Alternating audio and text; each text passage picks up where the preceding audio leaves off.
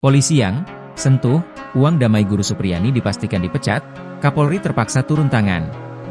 Kapolri Jenderal Listio Sigit Prabowo memastikan akan memberikan sanksi tegas jika anak buahnya terbukti menerima uang di kasus guru honorer Supriyani.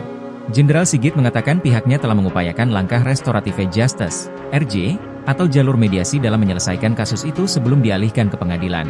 Kalau terbukti bahwa ada transaksi 50 juta rupiah atau yang minta uang, itu saya minta untuk diproses dan dipecat, itu yang pertama, kata Jenderal Sigit usai rapat kerja bersama Komisi 3 DPR di Gedung MPR DPR DPD RI, Senayan, Jakarta, Senin, 11 November 2024. Jenderal Sigit menuturkan proses mediasi telah dilakukan sebanyak 6 kali dengan melibatkan berbagai pihak.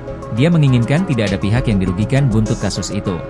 Meski begitu, lanjut Jenderal Sigit, kasus itu berujung dilimpahkan ke pengadilan. Dia menyerahkan prosesnya kepada para majelis hakim. Diberitakan sebelumnya, polisi menegaskan tak pernah menahan guru honorer bernama Supriyani yang merupakan tersangka kasus dugaan penganiayaan anak polisi di Konawe Selatan, Konsel, Sulawesi Tenggara, Sultra.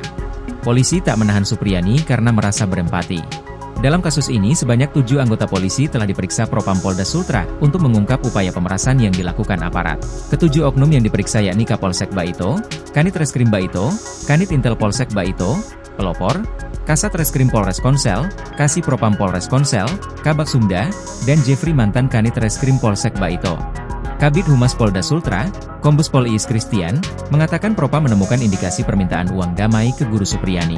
Sementara itu, Kabid Propam Polda Sultra, Kombes Pol Mod Sholeh, menyatakan Kapolsek Baito Ibdaim dan Kanit Reskrim Polsek Baito Bribka AM terindikasi melakukan pelanggaran etik kepolisian. Ia menambahkan Ibdaim dan Bribka AM masih bertugas di Polsek Baito setelah menjalani pemeriksaan. Namun, keduanya terancam dipatsus jika terbukti melanggar kode etik.